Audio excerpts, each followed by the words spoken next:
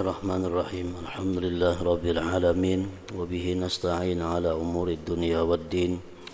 Wassalatu wassalam ala khairil anbiya wal mursalin sayyidina maulana Muhammadin al-amin wa ala alihi wa ashabihi ajma'in. Qala al-musannif al-imam hujjatul Islam Abu Hamid Muhammad bin Muhammad al-Ghazali rahimahullah wa nafa'ana bi ulumihi. Walidzalika yanbaghi ayyuhassina niyyatahu mahma dha'alahu malun wa yaqula huwa fi sabilillah wa idza balaghahu tiyabu ghairihi lahu falyutayyib qalbahu bi annahu sayahmilu sayyi'atihi wa satanqulu ila diwanihi hasanatuhu wal yanwi dzalika bi sukutihi 'anil jawab fa fil khabar innal 'abda la yuhasabu fatabtulu a'maluhu liduhulil afati biha hatta yastawjiban nar summa yunsharu lahu minal a'mali shalihati ma yastawjibu bihil jannah fayata'ajjabu wa yaqul ya rabbi hadhi a'malun ma amiltuha qad wa yuqalu hadhi a'malul ladina katabuka wa adawka wa zalamuka ila akhir. Makna daripada kalam al-Imamul Ghazali rahimahullah wa nafa'ana bi ulumi.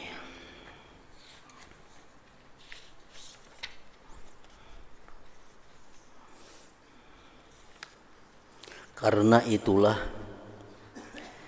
semestinya bahwa ia membaguskan niatnya manakala hilang hartanya.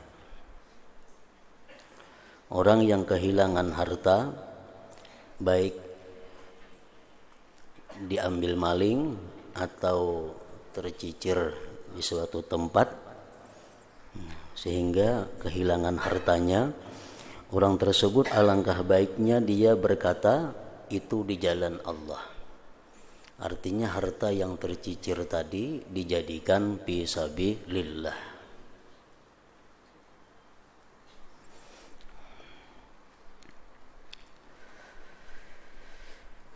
Nah, apabila sudah dijadikan harta yang tercicir tadi sudah dijadikan diniatkan fisabilillah, kayaknya satu hari pas dapat, nah kada ampun seorang lagi ngarannya disabilillah sudah tadi. Amun diambil sagan seorang kada sabilillah ngarannya. Jadi harta yang tercicir, harta yang tabulirit atau harta yang diambil orang, nah kita dianjurkan untuk membaguskan niat bahwa harta yang tercicir itu aku jadikan di jalan Allah Subhanahu wa ta'ala. Dan apabila sampai kepadanya menggibahnya orang lain kepadanya, sampai kabar kepada kita bahwa si Fulan bin Fulan menyambati kita, menggibah kita, maka hendaklah ia menyenangkan hatinya, hendaklah dia menghibur dirinya. Kan disambati orang tuh sakit, apalagi difitnah orang makin sakit lagi. Nah, dihibur diri sendiri itu, dihibur hati kita dengan bahwa orang itu akan memikul kejelikan-kejelikannya. Kita hibur diri kita, dapat kabar bahwa si Fulan bin Fulan telah menggibah kita, dapat kabar Fulan bin Fulan memfitnah kita. Nah, kita hibur diri kita bahwa dosa-dosa kita akan dipikirkan kepadanya, dosa-dosa kita akan ditanggungkan kepadanya, dan kebaikan-kebaikan orang itu, orang yang menggibah tadi, kebaikan-kebaikannya akan pindah ke catatan amalnya, amal kita nang digibah itu. Dan hendaklah ia berniat demikian dengan diamnya dari jawaban. Nah, kita digibah orang, kita difitnah orang, kita diam, kada membalas, hendaknya berniat. Nah, apa niatnya? Ya tadi. Kenapa kita diam? Kada membalas gibah itu. Nah, karena kita sudah punya niat bahwa apa yang digibahkannya kepada kita itu akan menjadi tanggungannya di akhirat kaina, berupa dosa-dosa kita dipindahkan kepada inya, kebaikan-kebaikannya pindah kepada kita. Dan hendaklah ia berniat demikian dengan diamnya dari jawaban. Tersebut dalam hadis, innal abda la yuhasabu fatabtulu a'maluhu lidukhulil afati fiha hatta yastawjiban nar thumma yunsharu lahu minal a'malis salihati ma yastawjibu bihil jannah fayata'ajjabu wa yaqul ya rabbi hadhihi a'malun ma 'amiltuha qat fayuqalu hadhihi a'malul ladzina ghtabuka wa adzauka wa zalamuka. Artinya sesungguhnya seseorang hamba dihisab di hari akhirat itu. Sembahyang diperiksa, puasa diperiksa, zakat kita diperiksa. Lalu amal-amalnya rusak karena masuknya penyakit padanya. Orangnya sembahyang, cuma sembahyangnya rusak karena ada kemasukan penyakit seperti riya umpamanya, ujub. Inya sembahyang cuma ujub, inya bersedekah cuma man wal adza, inya bersedekah cuma menyembati lawan nang orang disedekahinya. Nah, jadi rusak karena ada penyakit-penyakit itu. Diperiksa puasanya, puasa. Cuma puasanya rusak karena waktunya puasa dia melakukan maksiat-maksiat kepada Allah. Dia bayar zakat, zakatnya rusak. Sehingga mengharuskan masuk neraka. Rusak. Sembahyang rusak, hajinya rusak, puasanya rusak, zakatnya rusak, sedekahnya rusak. Bujurai banyak beribadat, cuma banyak rusaknya. Akhirnya orang ini kada mampu untuk masuk surga karena ibadahnya rusak. Nah, lalu diharuskan dia masuk ke dalam api neraka. Itu keputusan Allah. Orang ini berhubung rusakan amalnya, dah masukkan ke neraka. Nah, begitu hendak dimasukkan ke dalam neraka, kemudian disebarkan baginya dari amal-amal yang saleh yang mengharuskan masuk surga. Begitu dibuka catatan amal nang sebutingnya, lembaran berikutnya, sekalinya ini ada amal-amal saleh lain lagi beisi. Sekalinya ahli tahajud. Sekalinya orangnya ini suka menuntut ilmu. Sekalinya orang ini suka mengajarkan ilmu. Sekalinya orang ini suka amar ma'ruf nahi munkar. Kalau ditimbang-timbang jadi ke surga orang ini. Maka ia hiran. Nang ampun amal ini hiran, ampun buku ini hiran. Seraya berkata, wahai Tuhanku, ini adalah amal-amal yang saya tidak pernah mengerjakannya sama sekali. Ulun kada pernah mengajar, ulun kada jadi guru. Ulun kada pernah amar ma'ruf nahi munkar, kenapa di sini ada pahalanya? Ulun kada pernah tahajud, kenapa di sini ada pahala sembahyang tahajud? Maka dijawab, ini adalah amal-amal orang-orang yang menggibahmu, menyakitimu dan menganiayamu. Dipindah kepada buku catatan amal kamu. Nah, sekalinya orang ini digibah, nang menggibah ini orangnya ahli ibadah. Nah, pada untung nang digibah. Untung nang digibah.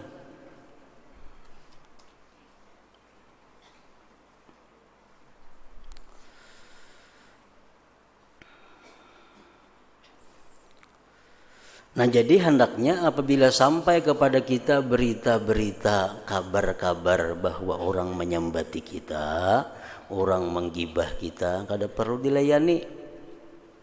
Kada perlu dijawab, kada perlu disanggah, didengarakan haja.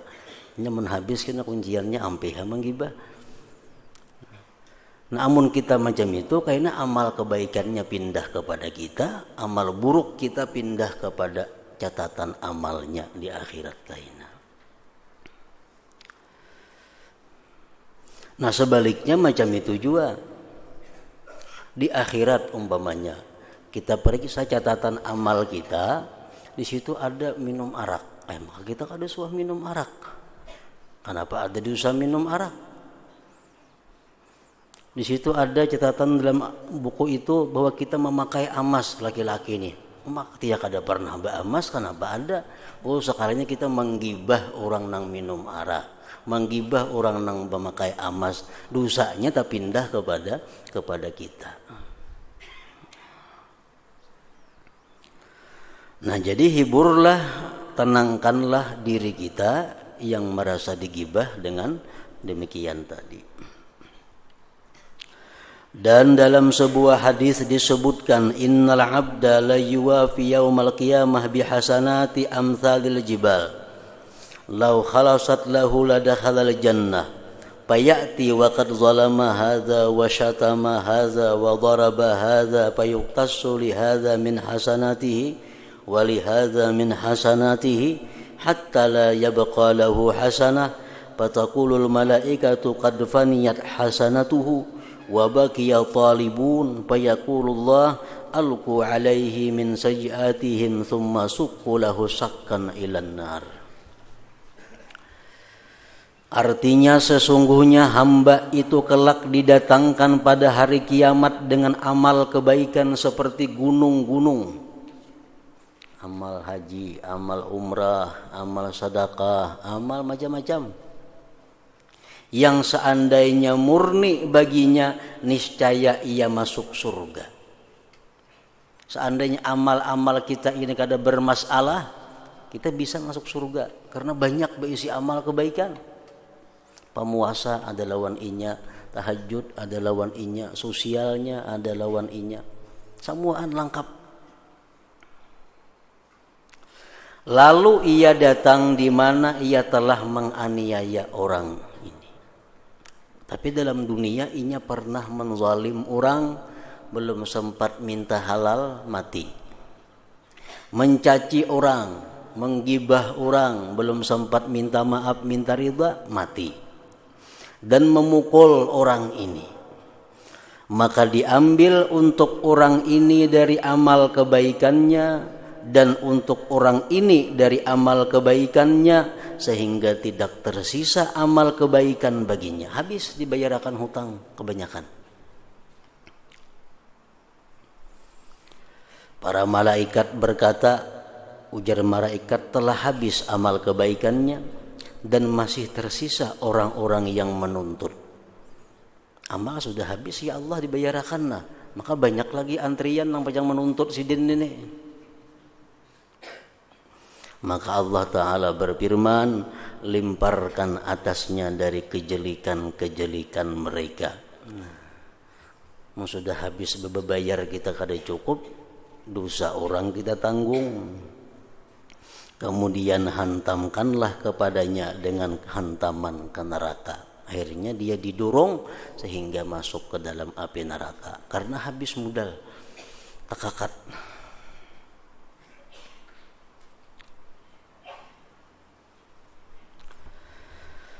Kesimpulan, jauhilah dirimu memandang rimeh kepada sesuatu dari gerakanmu.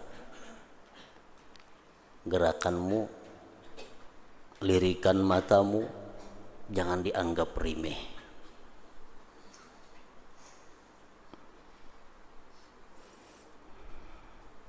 Bila dianggap rimeh, gerakan-gerakan kita dianggap inting, tingkah laku kita, niscaya kamu tidak akan dapat menjaga diri dari tipu dayanya dan kejahatannya,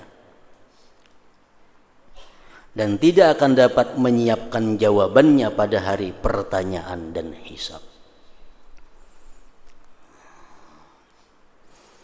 Jadi jangan dianggap remeh perbuatan-perbuatan yang walaupun itu boleh, yang walaupun itu perbuatan mubah, tetap jangan dianggap inting. Sebelum kita bisa mempersiapkan jawaban-jawaban yang akan kita sampaikan di hadapan Allah Subhanahu wa ta'ala.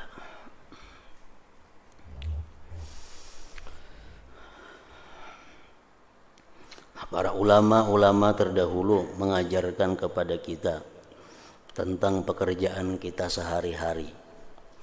Mereka mengajarkan kepada kita bagaimana caranya supaya dalam hal kita berpakaian dan seumpamanya kita bisa mempertanggungjawabkan di hadirat Allah Subhanahu wa ta'ala. Setiap hari kita pasti berpakaian. Pasti berpakaian. Nah, berpakaian itu supaya jadi baik, supaya jadi manfaat di dunia dan akhirat, mesti diniatkan imtitsal amrillah, menjunjung perintah Allah, fi satril aurati, pada menutup aurat. Allah menyuruh menutup aurat. Jadi kita menutup berpakaian. Niat kita apa? Pertama, menjunjung perintah Allah dalam menutupi aurat kita.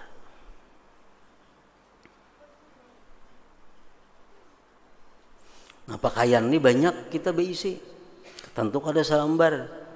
Ada pakaian yang baik, ada pakaian yang kurang baik. Ada pakaian yang bagus, ada pakaian yang biasa. Nah, kadang-kadang kita hendak ambil pakaian yang paling baik. Nah, kenapa garang maka ambil pakaian yang paling baik dalam lemari? Kadang ambil pakaian yang biasa. Nah, itu akan ditanya oleh Allah Subhanahu wa ta'ala. Nah, jadi para ulama mengajarkan kepada kita, wa idza akhadha ajmala thiyabihi falyanwi idhhar syukri wal jamal. Apabila kita mengambil pakaian yang baik, maka niatkanlah di dalam hatimu untuk menampakkan syukur dan menampakkan keelokan.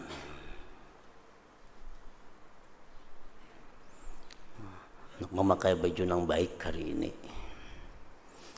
atau hendak menukar baju yang mahal. Napa niatnya supaya jangan tersalah, menampakkan syukur dan keindahan. Bujur kada bujurnya niat di dalam hati itu Allah yang menilai kaina.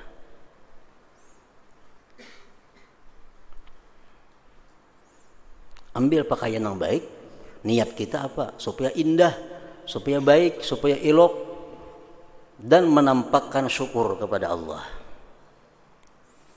Rasulullah sallallahu alaihi wasallam bersabda, "Innallaha yuhibbu ayyura atharu ni'matihi 'ala 'abdihi."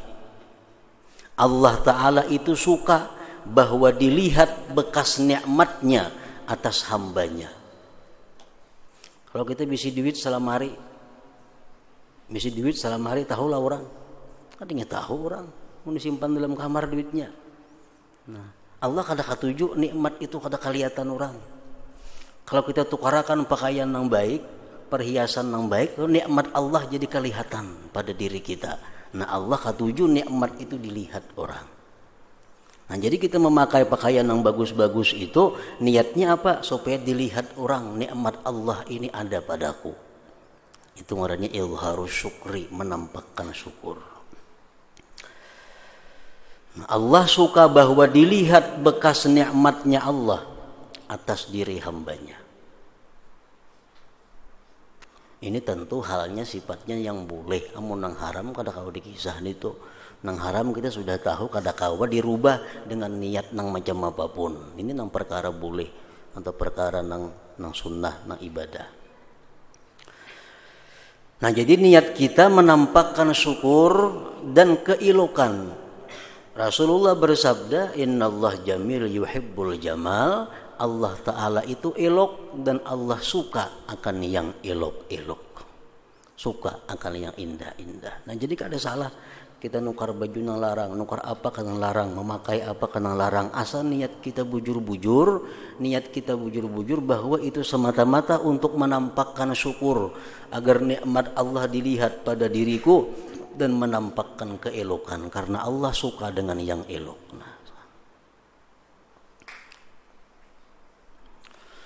Wa idza akhadha adwana thiyabihi, kalau dia mengambil pakaian yang murah, pakaian yang biasa. Ini banyak pakaian biasa yang biasa ada, yang baik ada. Kenapa hendak menjuhur pakaian yang biasa-biasa aja? Nah, kayak apa niatnya supaya jangan salah?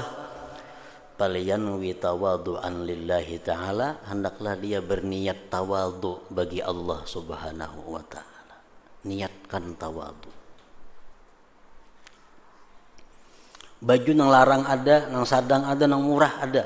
Nukar nang murah. Kenapa makan nukar nang murah?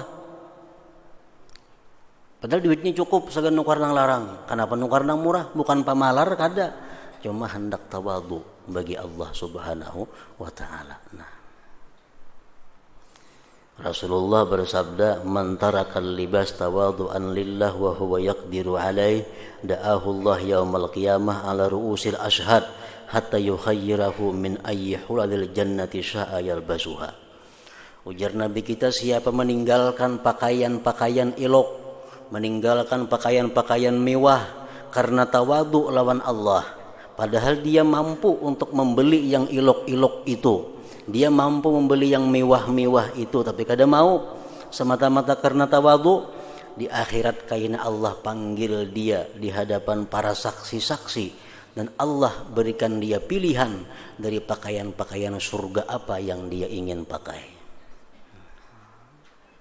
Jadi memakai pakaian yang biasa jadi baik kalau niatnya baik, memakai pakaian yang bagus pun jadi bagus kalau niatnya bagus.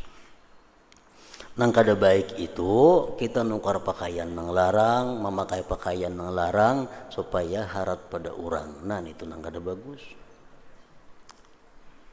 Supaya kada ada saingan.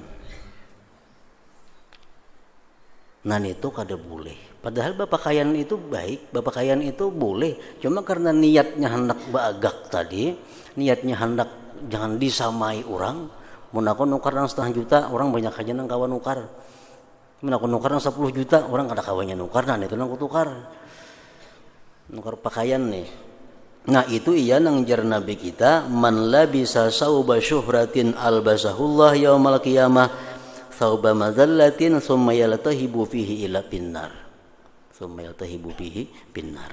Siapa-siapa yang memakai pakaian untuk kemasyhuran, memakai pakaian untuk maharati pada orang, memakai pakaian supaya dianggap orang inya itu sugih, memakai pakaian supaya dianggap inya itu macam-macam. Nah kayaknya di hari kiamat Allah pakaiani dia pakaian kehinaan yang bernyala api padanya di dalam api neraka. Jadi para ulama mengatakan wa man labisa siyab ala niyyati riya'in wa kibrin fayu'aqabu alaihi. Siapa memakai pakaian dengan niat riya, memakai pakaian dengan niat riya dan sombong, maka dia akan disiksa atasnya. Nah karena niatnya. Padahal pakaiannya boleh-boleh aja, pakaiannya mubah aja, cuma karena niatnya tadi baagak, niatnya hendak melebihi pada orang, niatnya hendak dipuji orang dengan pakaian itu, akhirnya dia disiksa di hari kiamat. Nah jadi pakaian ini kadang-kala dianggap inting. Kenapa? Karena kita sehari-hari berpakaian.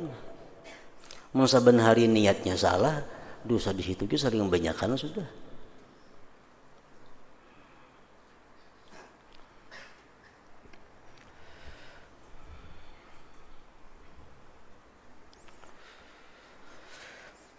Sesungguhnya Allah Ta'ala itu mengetahui dan menyaksikan atas perbuatanmu. Allah mengetahui kadang-kala didustai.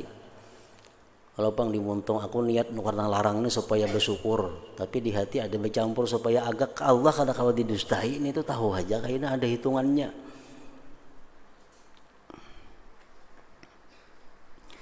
Ma yalfidhu min qaulin illa ladaihi raqibun atid. artinya tiada suatu ucapan yang diucapkannya, tiada perbuatan yang diperbuatnya, melainkan ada di sisinya malaikat rakib atid. Dimanapun kita berada, kapanpun kita berada, kada terpisah daripada malaikat rakib dan atid. Sebagian orang salaf berkata, saya menulis suatu surat dan saya bermaksud menaburkan debu kepada surat itu dari dinding tetanggaku. Lalu saya merasa berdosa, kemudian saya berkata, debu, dan apa arti debu? Ini mengambil debu tetangganya. Debu tetangga diambil. Karena merasa asa kada berdosa, nah apa ada gunanya, apa ada manfaatnya debu nito. Lalu saya taburkan debu itu kepadanya. Maka Hatib suara tanpa terlihat orangnya bersuara kepadaku, akan tahu orang yang meremehkan debu tetangganya sesuatu yang ia akan menjumpainya besok dari buruknya hisab. Nah, mengambil sesuatu yang boleh dikatakan manfaatnya kadada, tapi ampun orang, dia akan menemui buruknya hisab di hari akhirat. Seorang laki-laki melakukan salat bersama As-Sauri, lalu ia melihat Sauri terbalik pakaiannya. Lantas ia beritahukan hal itu kepadanya dan ia panjangkan tangannya untuk memperbaikinya. Imam Sauri ini terbalik memakai baju. Lalu ada yang di belakang entah murid Sidin atau kawan Sidin hendak membujurakan baju Imam Sufyan Sauri tadi. Kemudian As-Sauri menangkap tangannya, maka ia tidak jadi membetulkannya. Kada hakun dibujurakan Sufyan Sauri tadi. Ibarat kita masang kima tasalisih. Ada kawan maliat untuk kima tasalisih dan bujurakan bang. Kada hakun bujurakan. Maka ia bertanya tentang demikian kepada Sauri, kenapa kada hakun ulun baikiakan? Maka Sauri berkata, sesungguhnya saya memakai baju tadi karena Allah Ta'ala. Aku memakai tadi sudah berniat karena Allah, dan saya tidak mau membetulkannya karena selain Allah. Jadi kalau aku bujurakan mesti karena Allah juga niatnya.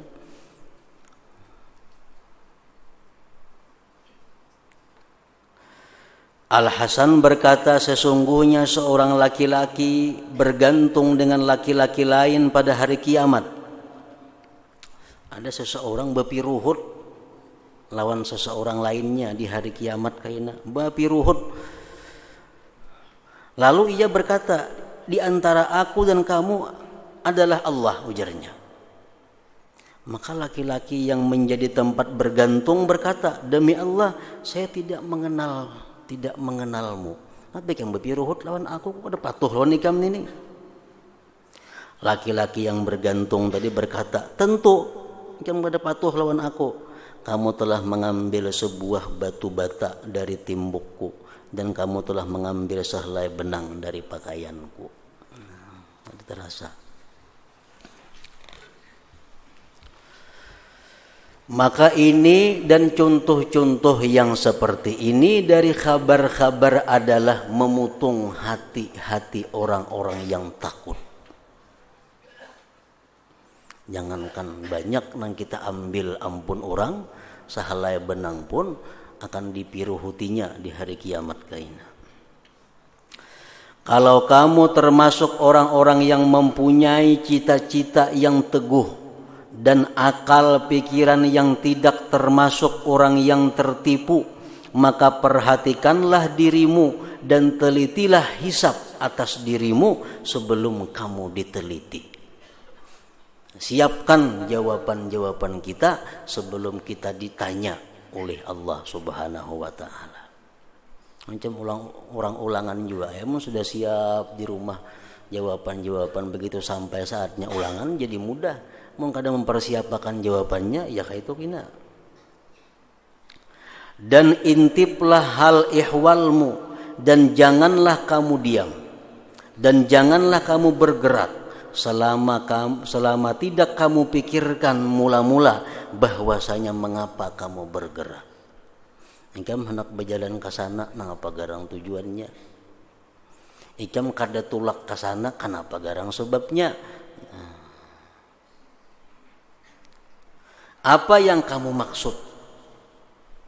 Apa yang kamu peroleh dengannya dari dunia? Apa yang menghilangkanmu dari akhirat? Amun aku tolak ke situ, untungnya dunia ada, parut kanyang umpamanya. Tapi bahaya akhiratnya ada. Nah, ditimbang mana untungnya, mana ruginya. Dan apakah kamu menangkan dunia atas akhirat? Tergantung kitanya. Walhasil sebelum kita melangkah, sebelum kita tidak melangkah, kita mesti sudah tahu apa sebabnya, karena apa. Apabila kamu mengetahui bahwa tidak ada pendorong kecuali untuk agama, maka laksanakanlah cita-citamu dan apa yang terlintas dalam hatimu. Kalau tidak, maka tahanlah. Yang kita kehendaki ini, bila dorongannya adalah masalah agama, bila dorongannya ini menguntungkan akhirat, laksanakanlah. Bila kada, tahanlah. Kemudian intailah juga hatimu di waktu kamu menahan dan mencegah. Ditawari orang kada hendak, itu pun mesti diintai. Karena sesungguhnya meninggalkan perbuatan adalah suatu perbuatan. Meninggalkan berbuat adalah satu perbuatan. Dan tidak boleh tidak baginya dari niat yang benar. Kita melakukan sesuatu ada niat yang bagus. Kita tidak melakukan sesuatu pun ada niat yang bagus juga.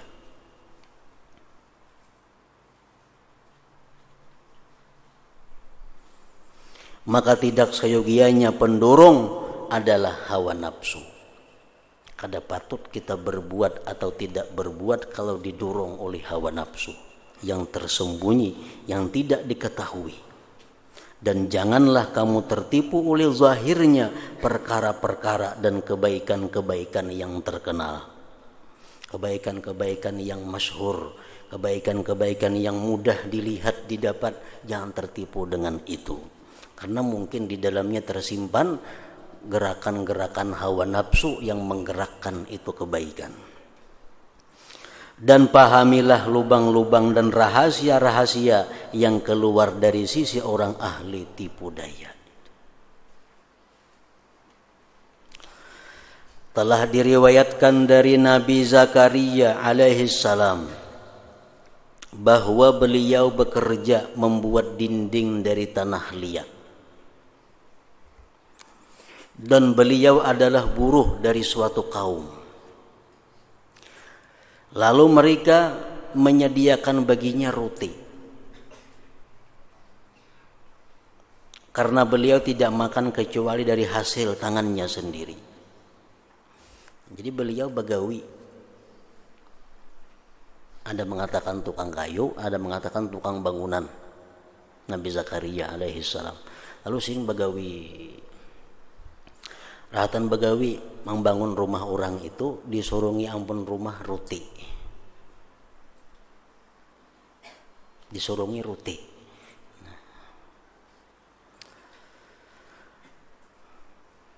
Lalu suatu kaum masuk kepadanya. Rahatan sidin makan roti, datang ada beberapa orang mendatangi Nabi Zakaria. Lantas beliau tidak mengajak mereka kepada makanan. Yang datang tadi kata ditawari sidin makanan, kada. Sidin makan aja roti ini tuh, minum makan roti, kada bertawaran lawan yang datang tadi. Sehingga beliau selesai. Maka mereka heran daripada yang demikian, karena mereka tahu kezuhudan dan dermawannya. Heran, kenapa Nabi Zakaria kayak ini? Pada orangnya dermawan, kenapa makan kada bertawaran? Dan mereka menduga bahwa kebaikan itu pada mencari pertolongan pada makanan. Padahal menawari orang makanan tuh baik. Makanan nah itu baik kan itu. Kenapa Nabi Zakaria kada bertawaran makan roti tadi? Maka Nabi Zakaria alaihissalam bersabda, sesungguhnya aku bekerja bagi suatu kaum dengan upah. Aku kesini membangunkan rumah orang ini berupah. Dan mereka menyediakan bagiku roti agar aku memperoleh kekuatan dengannya atas pekerjaanku. Mereka memberi roti supaya aku kuat bagawi. Maka jikalau kamu makan bersamaku, mun kau tawari ikam roti, ikam hakun makan, maka roti itu tidak mencukupimu dan tidak mencukupiku. Mun ikam ku tawari makan, ikam umpat, aku kada kanyang, ikam kada kanyang. Dan aku lemah dari mengerjakan pekerjaan mereka.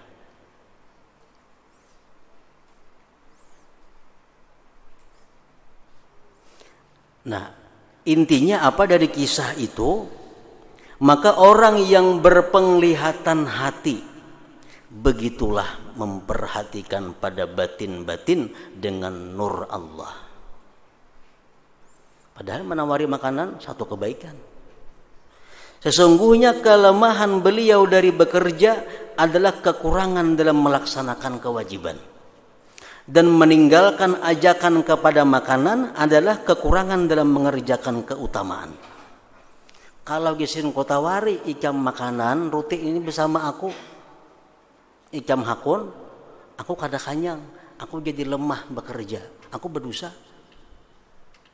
Lemah awak menggawiakan rumah orang. Aku berarti berbuat dosa.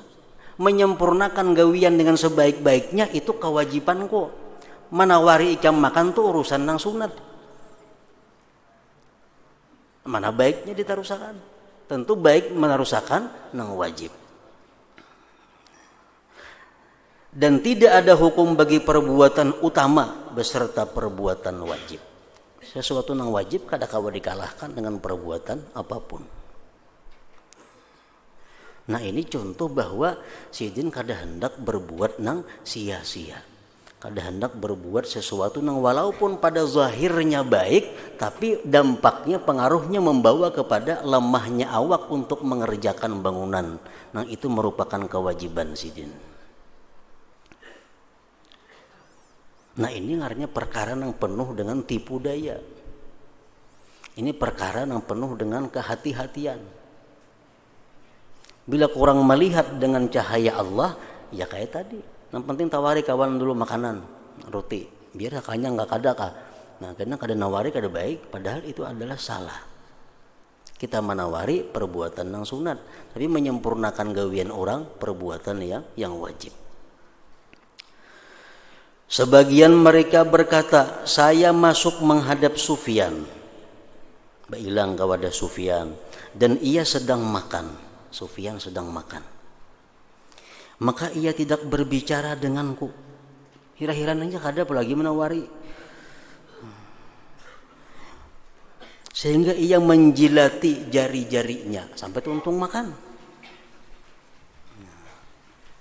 Kemudian ia berkata, ujar Sufyan Tsauri, jikalau tidak bahwa saya mengambilnya dengan berhutang, niscaya saya suka bahwa kamu makan bersamaku. Aku gesin nukar nasi ini berhutang juga. Jadi nukar makanan ini berhutang kayak pernah menawari ikam. Sufyan berkata, barang siapa mengajak seseorang kepada makanan dan tidak ada baginya keinginan bahwa seseorang itu makan dari makanan itu, maka jika orang itu mengabulkannya dan ia makan, maka atasnya dua dosa. Kita tuh menawari orang makanan, tapi dalam hati kita mudahan jangan hakun makan inya. Sekalinya hakun inya makan, dapat dua dosa. Dapat dua dosa. Jadi kada kau basa-basi menawari orang itu. Barang siapa mengajak kepada seseorang kepada makanan dan tidak ada baginya keinginan bahwa seseorang itu makan dari makanan itu,